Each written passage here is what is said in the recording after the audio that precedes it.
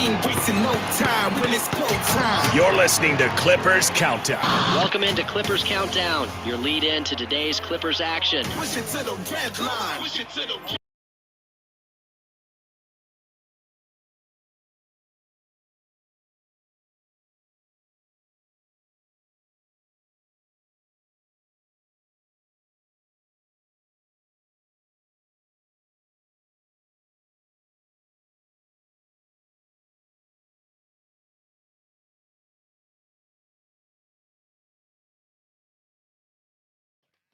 Happy New Year and welcome into Clippers Countdown as your LA Clippers are taking on the 12-20 Jazz, but like the Clippers, do not be deceived by their record. What matters is how you've been playing lately, and the Jazz do have 2 recent victories over the Spurs and Pistons. Meanwhile, though, nobody's looked better over the last week or has been playing better than Clipper Kawhi Leonard.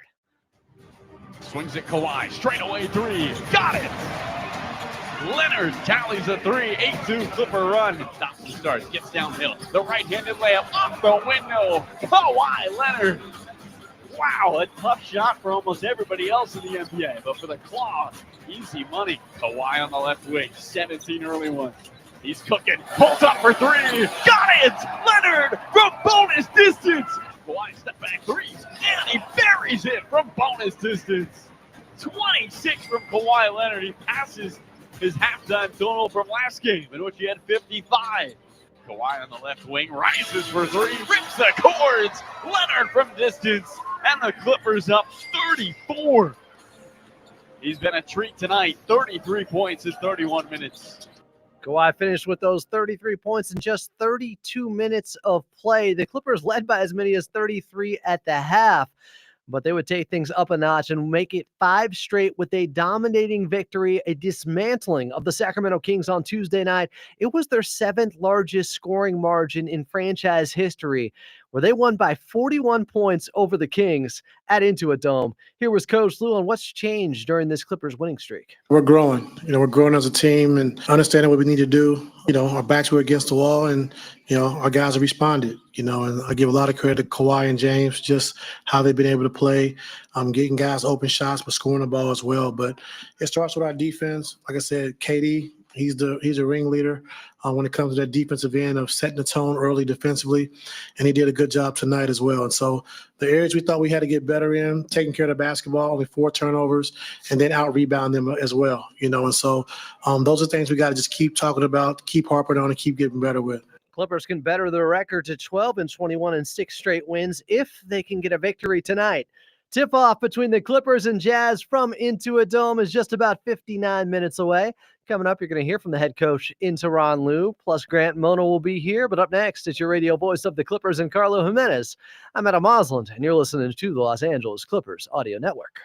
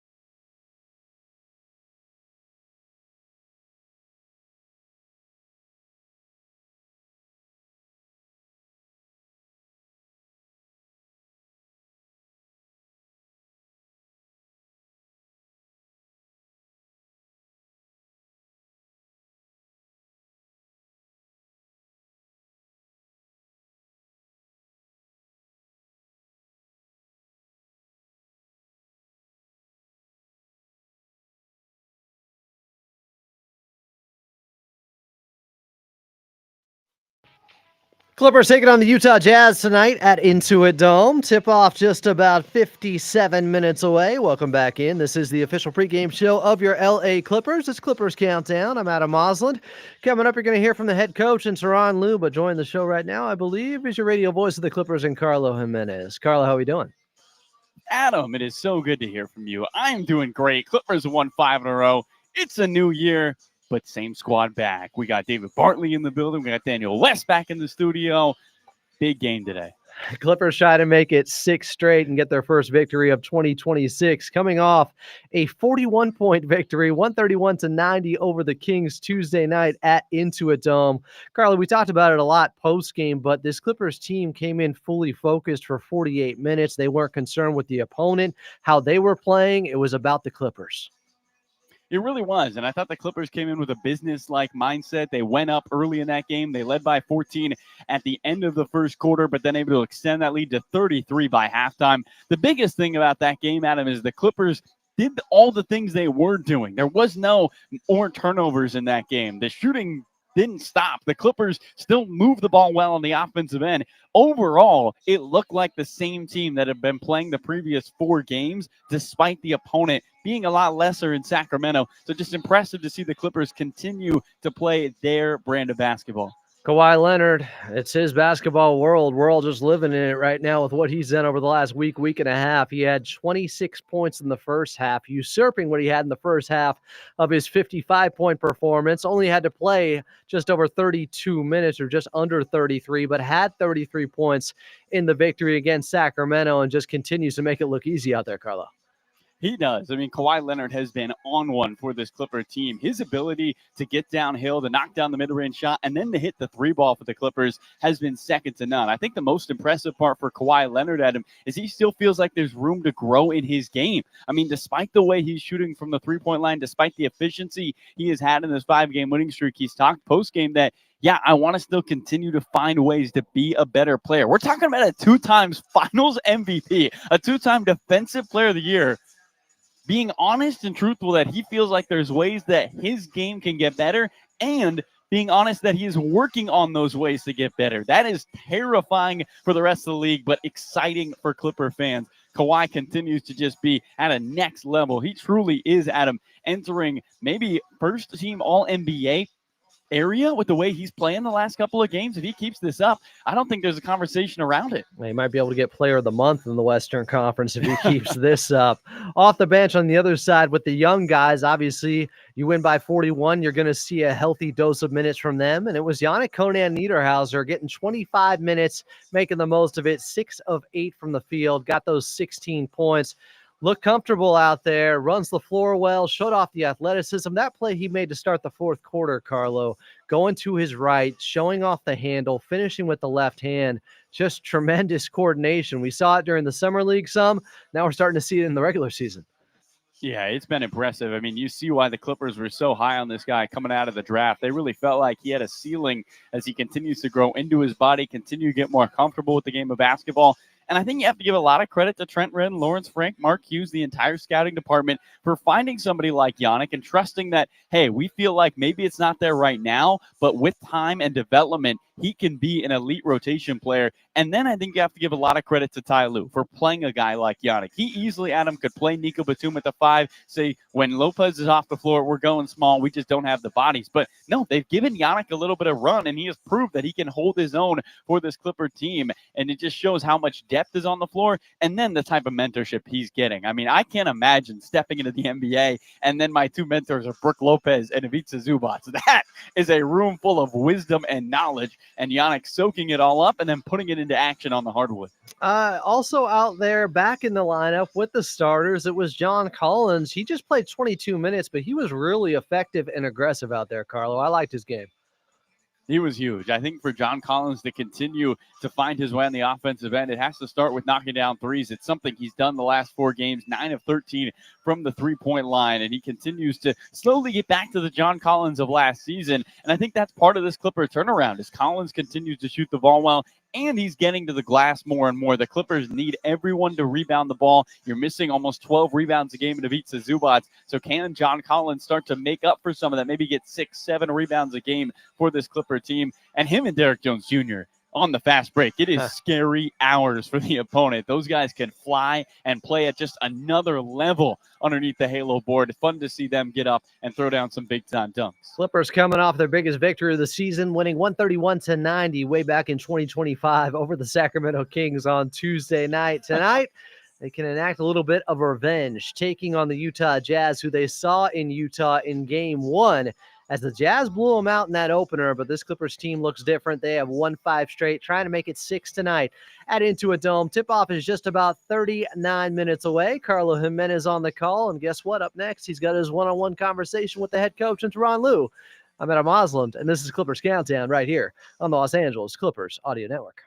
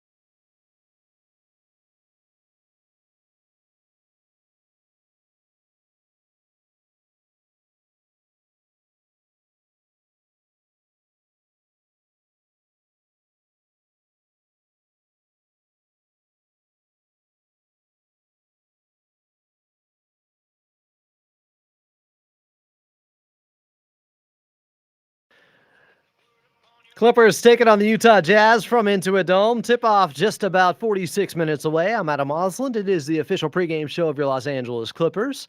Thanks for being with us. Happy New Year coming up. We'll go back in time in Clippers Rewind. But first, we got to get back over to your radio voice of the Clippers and Carlo Jimenez. Thank you so much, Adam. Here with head coach Teron Lue before the Clippers take on the Utah Jazz. Coach, you guys were able to win last game by the 7th largest margin in franchise history. What does it say about this team to get a win in that fashion? Just continue to keep putting the work in, not put your head down, not be disappointed. We had a rough start, but now we got a chance to dig our way out of it. It starts with hard work, humility, paying attention to detail, and then also the last thing is just being unselfish. And I think all of our guys have done that to get to this point. Derrick Jones Jr. and John Collins said post-game that they feel like one of the biggest shifts is the energy the team has the last 5 games. What sparked that energy? Winning. When you win, things are a lot different, and so we understand that. And, winning cures a lot of things, and so I'm just winning. I think doing things the right way. I think paying attention to detail, like I said earlier, and just playing unselfish basketball. 2 more for you, but Giannis and Kobe are averaging over 16 minutes a game the last 4 games. What does it say about the trust and the skill of maybe those guys you have in them that you're playing 2 rookies that much in the rotation? Yeah, just their energy. I think, when Zoo went down, I don't like really playing small. I like being able to adjust to go small. And so we were really forced to play small. And I didn't like that. So, I said we're going to give Yannick a spin. He's put in the work. He's been working hard. And so having him out there on the floor, he's done a really good job. And Kobe all year long has been really steady for us, can guard the best players. He can handle the basketball, initiate the offense. And so they've been really good. So they're going to continue to keep growing. Last one for you. Today is New Year's. Not that you have a resolution for this team, but one thing you want them to keep doing going into 2026? Same thing we just talked about, humility, attention to detail, playing unselfish basketball, and continue to put the hard work in. Thank you so much. Best of luck. Yes, sir. Thank you. Coach Lou pregame with Carlo Jimenez as we get set for the Clippers taking on the Utah Jazz at Intuit Dome. Tip-off is just 44 minutes away. I'm Adam Moslin. Coming up next, we're going back in time and Clippers Rewind right here on the Los Angeles Clippers Audio Network.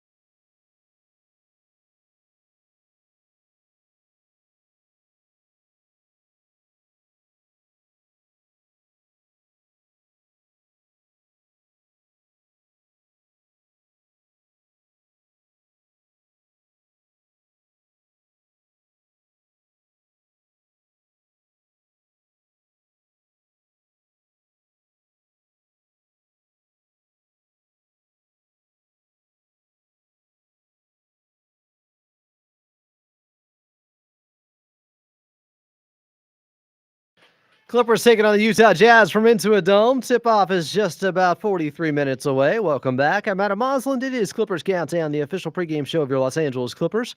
Still to come, your player to watch, Grant Milner, will also be joining me. But first, we're going back in time in Clippers Rewind almost 10 years ago now to April 8th of 2016. The first Deadpool movie was out with Ryan Reynolds breaking that fourth wall. Perfect character for him. I love the one with him and Wolverine now as well. It was almost like joke overload at times. It was hard to keep up. I might have to watch it 3 more times, but it worked. It was good. On the radio back then was Panda by Designer. That was trying to be understood by everyone. The Clippers, though, they were in a close game late in Utah. Picked up by Rodney Hood.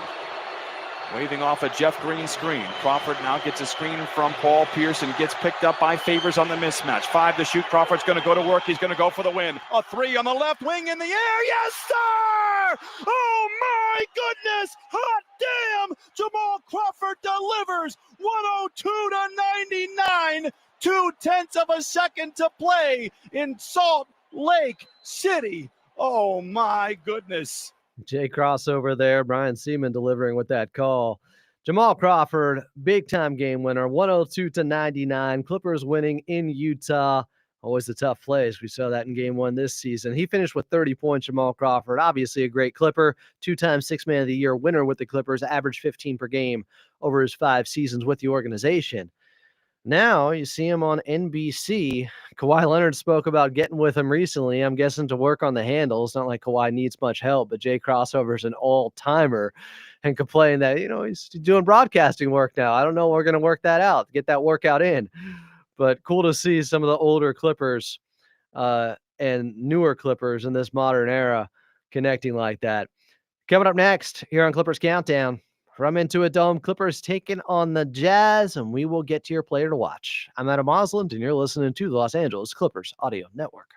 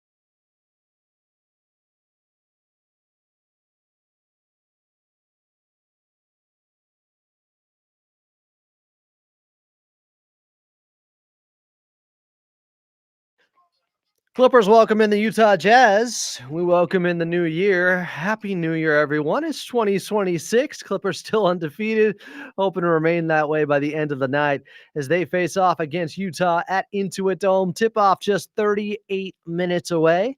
Coming up, we'll have your injury report, and then Grant Mona from the Sporting Tribune will join me. But first, This is LA Clippers basketball. Watching this guy play right now is really something. Players to watch. eat your heart out, Carlo. I got John Collins as my player to watch tonight. Had 16 points on 6 of 9 shooting in just 22 minutes, and the Clippers rout of the Sacramento Kings. The rout Tuesday night, 131-90 was the final. Really like the aggressiveness from John Collins in that game. Looking for his shot, went 2 of 4 from the outside. He's been on an upswing over the last 10 games or so from distance, and now he's going up against his former squad again in the Utah Jazz. Just want to see him come out with that energy, that effort, and that athleticism the Clippers sorely need, which is one of the reasons they've been playing so well as of late. Guys have been locked in and focused. John Collins, after being back from the illness, missing Kawhi's 55 against the Pistons on Sunday, responded the right way with 22 minutes and 16 points on Tuesday. I want to see what he does now against the Utah Jazz Network team tonight here at Intuit Dome. My player to watch, John Collins. Up next, your injury report. I'm Adam Osland as we are just about 35 minutes away from tip-off at Intuit Dome, Clippers and Jazz, and you're listening to the Los Angeles Clippers Audio Network.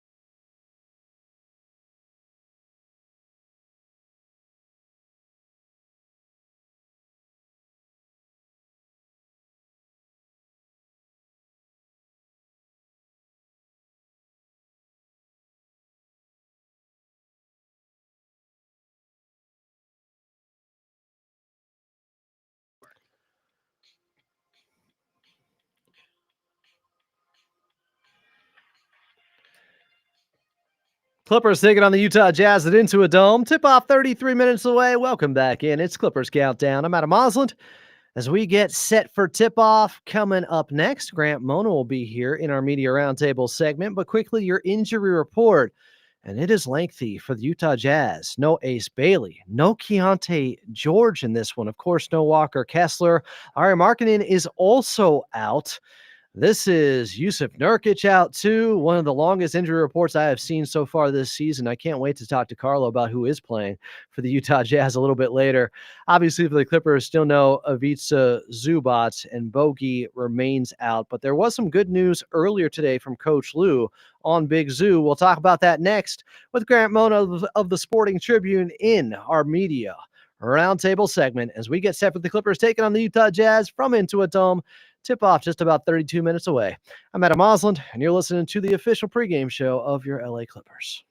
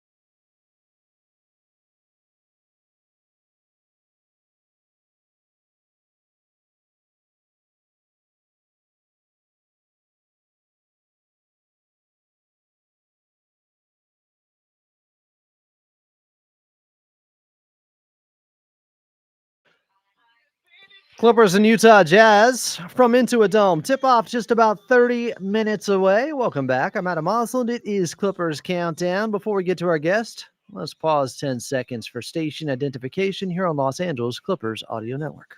This is LA Clippers basketball. AM 570 KLAC Los Angeles, 98.7 KYSR HD2 Los Angeles, and iHeart Radio Station. Joining the show from the Sporting Tribune is G Mona, Grant Mona at GMona48 is where you find him on X. Grant, thanks for hooking us up and actually having the video here, something Carlo would not give us in the opening segment. Yeah, it was rough, man, but good to see your face. Happy New Year. How are you? Thanks for doing this here on Clippers Countdown. I'm going to say nothing bad about Carlo Jimenez because he is the one that is allowing me to do this video. And while I'm doing this, guys, one of the hardest working guys in sports media, he is editing videos for his content creation, and then he has to gets to call the Clipper game, I should say, right after that. So I am in the presence of greatness right now. Oh, you're welcome. Oh, you're talking about Carlo? All right, let's talk about this Clippers team.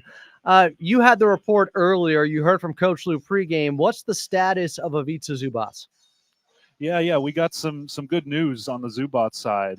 He has progressed to on-court activities a lot faster than the team had hoped. So obviously there's no timetable to return yet, but the fact that he's actually getting on court, doing some stuff there after that ankle sprain, which was labeled as a grade 2, right, which is usually something that takes about a month to recover from. But Zoo is an Iron Man. We all know that. So the fact that he's out there and he's already on the court, that's a really, really good sign for the Clippers. What have you made of how the Clippers have been able to get by without him to this point? With not just Brook Lopez, but now we just saw Yannick Conan Niederhauser go for his career high.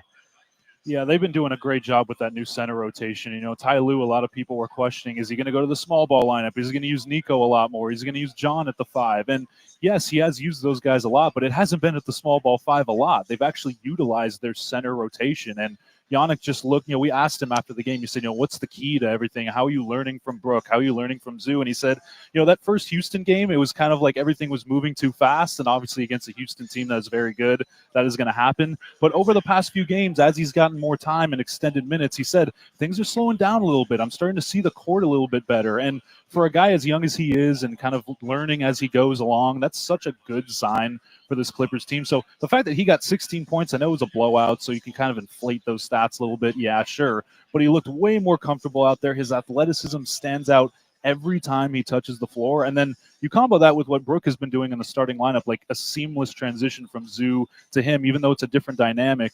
It has been such an awesome revelation for this Clippers team without Zoo in that center rotation. Grant, I can't remember if you were there for Summer League, but I know you at least watched some of the games with Yannick. You were there. So to me, what we're starting to see now is what we saw in Summer League with the handle, with him attempting a three-point shot, just the coordination and the ability to do a lot more than I think people expected, which is why the Clippers took him where they did. They have been looking for a guy with a higher ceiling out there. Speaking of revelations, I think people are starting to be pleasantly surprised with just the ability of what Yannick possesses and where this could lead to.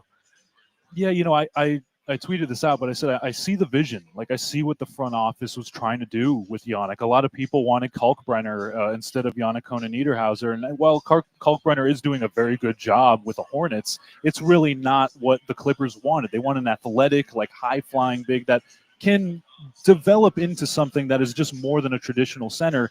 And that's what you're seeing from Yannick. Like, he is blossoming in front of our eyes. I know it is very, very early in his NBA career, but his ability to put the ball on the floor, to get down in transition, to hustle down, like I mentioned many, many times, Ty Lue calls him the fastest player on the floor when he's out there.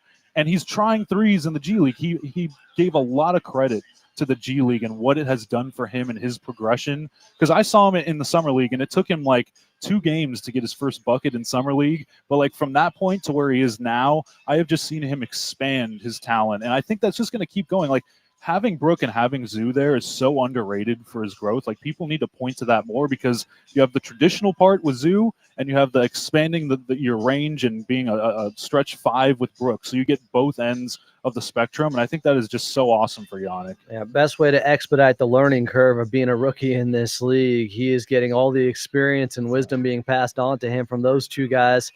Let's talk about a 34-year-old who looks like the best player in the league right now. That would be Kawhi Leonard, coming off winning Western Conference Player of the Week. He has the 55 ball, his career high, the franchise high. He ties it with James Harden, the Intuit Dome high. He tied it with Jokic. And then he follows it up with having 26 first-half points against Sacramento, looking like he might go for 60. Of course, the game got out of hand, but Kawhi has just been on an unbelievable tear here. What did Coach Lue speak upon that at all pregame? Yeah, and he talked about, James and him together. It's not, usually you want your stars to rise to the occasion, but constantly, like, this isn't just a one-time thing that Ty has mentioned this. We've asked, like, what is the reason? Like, why are you turning it around? And it's always been about James and Kawhi just taking it up a notch, like their effort, their energy. And like I mentioned on last show that I did with you, Adam, it's not just like the offensive part for Kawhi, because this narrative that Kawhi is back is kind of weird, because he has been really good all season and he has been healthy. I know that he had the ankle foot sprain, but that's just kind of a freak thing. He has been healthy with his knees since January, knock on every piece of wood here. But he has been awesome on the defensive end, and Ty Lue has credited Kawhi just not for making shots, but taking more threes, taking those step backs. He mentioned like adding that step back 3 over the summer and getting that into his repertoire. That has opened up so many things for his 3-point shot. And the fact that he's shooting 95+% from the free throw line, he really took that into account. So I know it's hard to believe, but like Kawhi Leonard has gotten better from last year. So it's not that Kawhi is back. he just got better from where he was. Yeah, he's healthy. He's evolving his game to the modern NBA. He's marrying those two things. It is a sight to see with the zone he's been in as of late. I feel like Chris Dunn has also been in a zone from the outside all season long and probably has flown under the radar a little bit with how much he's improved his three-point shot, Grant. Yeah, and you know what? I was watching him pregame. He was taking shots, and I wanted to get this on video because a lot of fans have been asking, like, why is he shooting so much better from three? And I'm just noticing in game, it looks better, like more flow. But during his warm-ups, it's methodical, it's meticulous. He is working on this new kind of, I wouldn't say shot frame, but he is getting the ball higher up when he catches it, and he's releasing it quicker. His feet are set stationary, like next to each other. They're not staggered like he did before.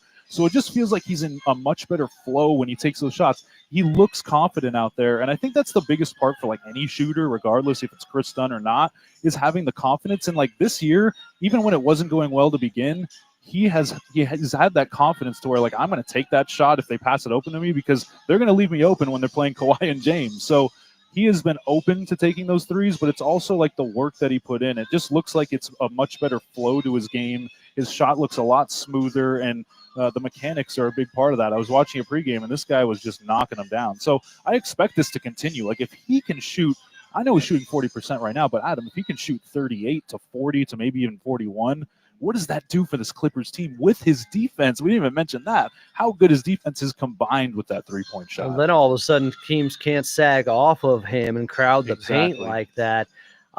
His counterpart or his other shutdown corner that Coach Lou possesses, Derrick Jones Jr. is back and really looked back last game in his 20 minutes. He knocked down a three-pointer as well, went up for a big throwdown. This is what you expect from DJ now moving forward.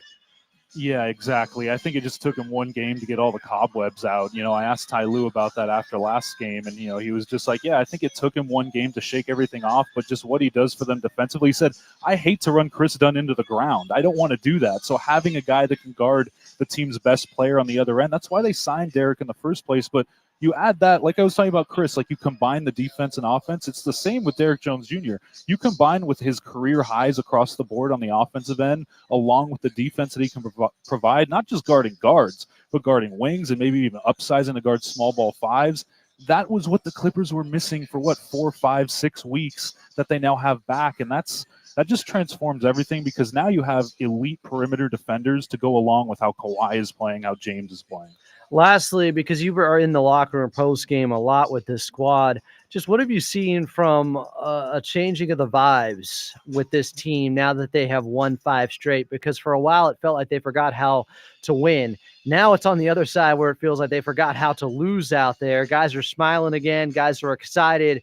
It's not just that they're playing well, but when you start to turn things around like that, it's a rising tide. It's one of those things where it permeates throughout the locker room and everybody's playing for one another because they know they can get back into this thing now. This is a real opportunity for this Clippers team to rise up the Western Conference standings. Yeah, I texted Adam. I was in the locker room after the game, and I texted someone while I was in there. I said, the vibes are just immaculate right now. Everyone is joking with each other. John Collins and Derrick Jones Jr., who share a locker together. I mean, they're right next to each other. They're locker mates. They were just jovial. They were happy. I asked John Collins, like, are you and Derrick still the Bounce Brothers? And they said, oh, absolutely we are. I mean, they were just joyous. And you see, like, James talking to the young guys. You see everyone, what they said to Yannick after his big game that he had. Kobe Sanders was happy for him. He talked to Carlo after the game as well. So, you look at all the things that are going on, not just with the veterans, but like what is happening with the young guys where they're all pulling for each other. They all want Yannick to do well. They want Kobe Sanders to do well. And John and Derrick and Chris Dunn, it feels like they're always joking about something in the locker room. So it's just, I noticed it. And when I notice an energy shift and when I notice body language shifting, that's when you know you can go on a run. And I think they sense it, Adam. I think that's the biggest part is that this team senses that they're playing at their peak level right now. But the fact that they have so much in front of them that they can go get better at and that they can advance forward with their chemistry. I mean, I think that's a huge part of this. This team looks connected right now. That's the big part. Yeah, the off-the-court stuff can lead to on-the-court success as well. Just having good vibes in that locker room and that chemistry built up there. this Clippers team. It just kind of fuels them along this run where they have a chance to make it 6 straight tonight at Intuit Dome. They are taking on the Utah Jazz. He's Grant Mona from the Sporting Tribune. Follow him at GMona48 on X. Grant, my guy, Happy New Year once again. Thanks for doing this here on Clippers Countdown.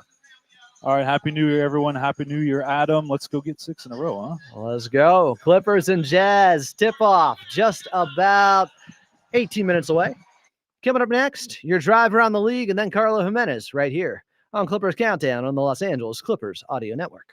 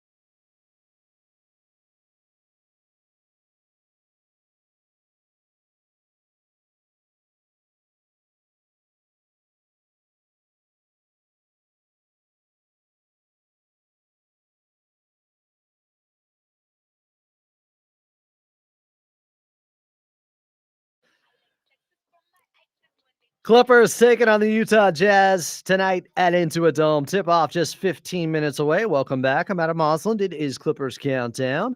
Let's get to your drive around the league, brought to you by Toyota. It's the Here and Now sales event at your Toyota dealer. The clock is ticking. Do not wait to grab a great deal on a new Toyota.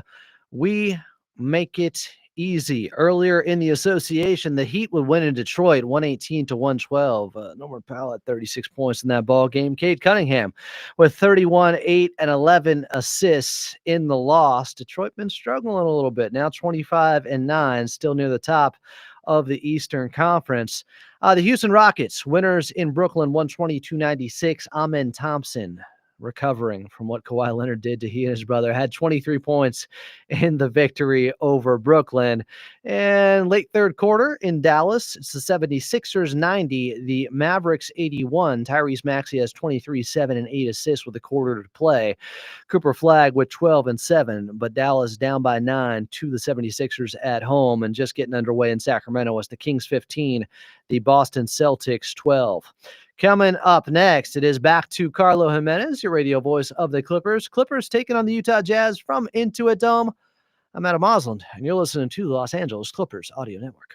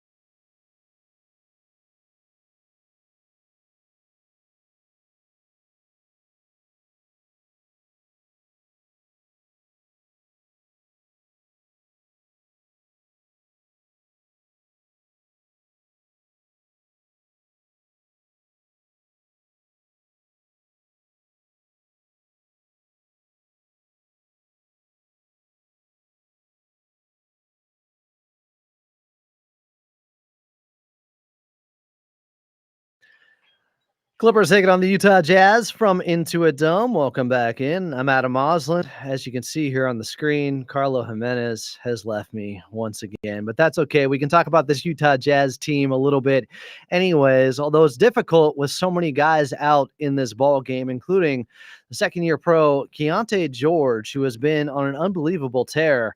The Clippers really have an opportunity to make it 6 straight tonight and add a few style points out there. This Utah Jazz team is completely undermanned. They're trying to figure things out. No marketing. Obviously, no Walker Kessler in this ball game. They don't have Ace Bailey either.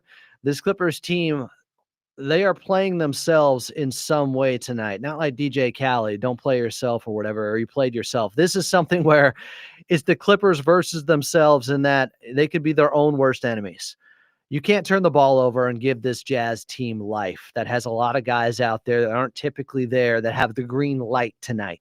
You can't be your own worst enemy there. And you have to be fully focused the way they were on Tuesday against the Sacramento Kings. That's what we said was the most impressive part of that ball game. They played great for 48 minutes in a game that was pretty much over early in the second quarter, and the Clippers did not have a letdown.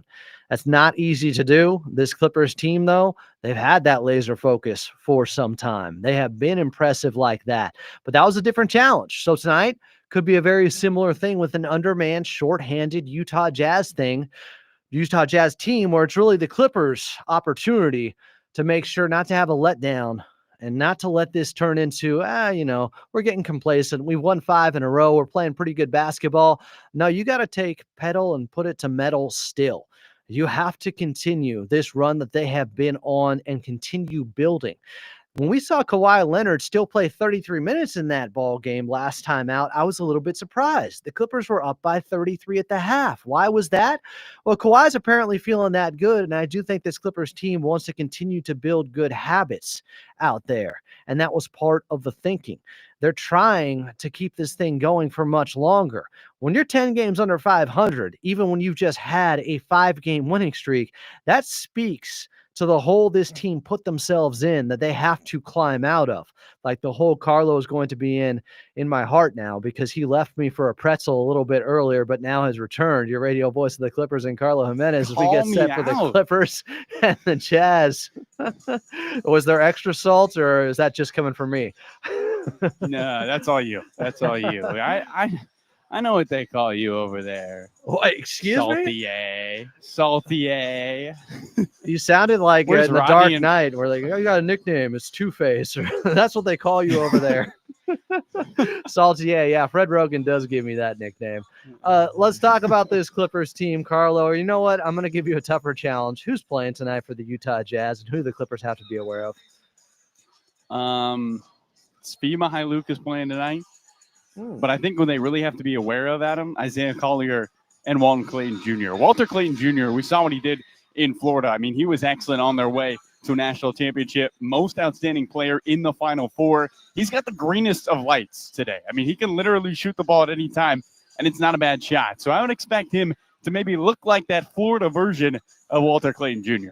Yeah, a lot of guys with green lights on this Utah Jazz team, and sometimes a wounded animal is a dangerous one because you don't have a lot of tape on these guys, and they're going to be playing really hard to try to earn extra minutes from their head coach and Will Hardy out there. So it's another opportunity, though, Carlo, I was just saying, for the Clippers to not make it about the opponent, but make it about them. They have to play the right way because the Jazz are just so severely undermanned. The Clippers have a great chance here to make it 6 straight.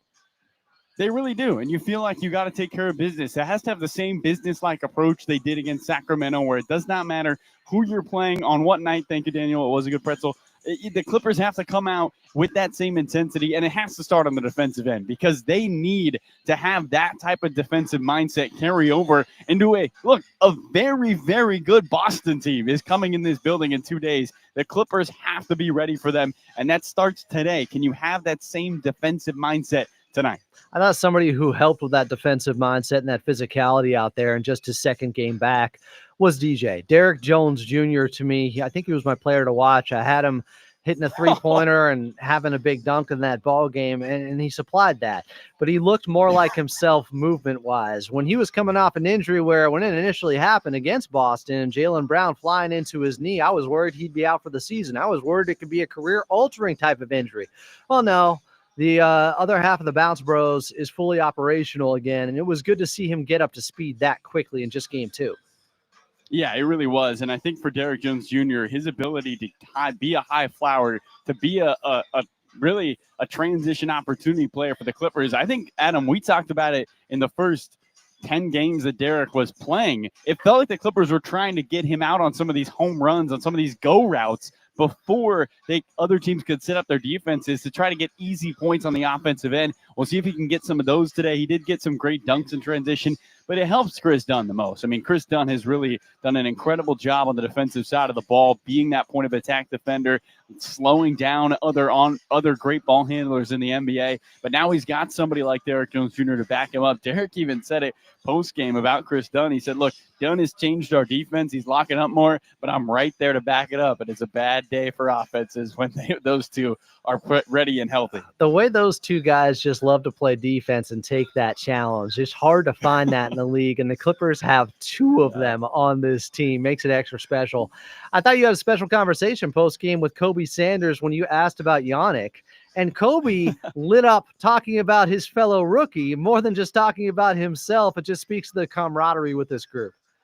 Yeah, they were sharing car rides to practice into the arena. Yannick did not have a car yet, so Kobe was nice enough to give him a drive. Kobe, of course, from San Diego, not too far here from LA. I thought it was so cool to see how excited those guys were. The Clippers posted some more videos on social media where the last guy waiting for Yannick to get done with his interview was Kobe, and he was super excited to hype him up as he came to the locker room. It's a special bond between those two guys, and the Clippers are playing them at least 15 minutes a game the last 4 games out. I mean, they are a huge part of what they're doing offensively and defensively. I think Yannick Kodak Niederhauser's size, his ability to be an elite rim protector. You pointed out a couple great defensive plays he had last game. One a block, another an altering shot on Malik Monk. I think he can really change things on that back line for the Clippers, and he's learning from some of the best in Brook Lopez and Ivica Zubac. All right, Carlo, here's the question.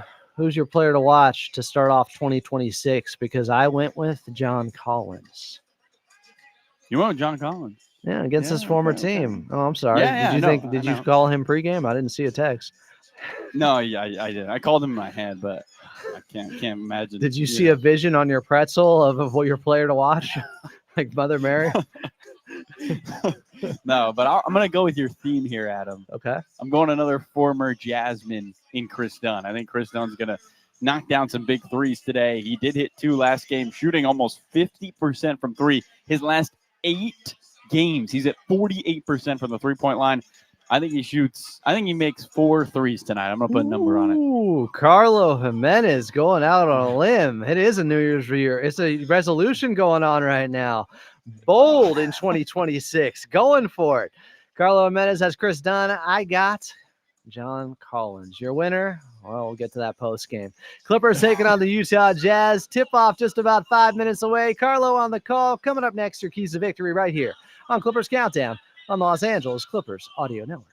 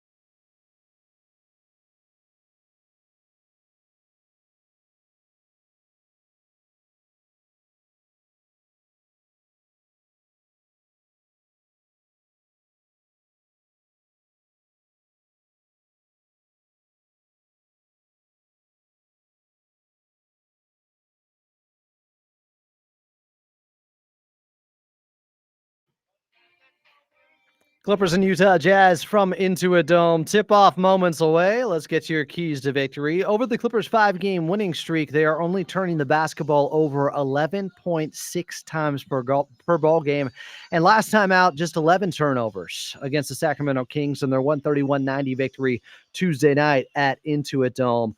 Against a young Jazz team with a lot of unknowns and players getting a real opportunity tonight to show out for their head coach to earn some extra minutes. The one thing you can't do is give them easy looks in transition. That had been the Clippers' real problem early on this season.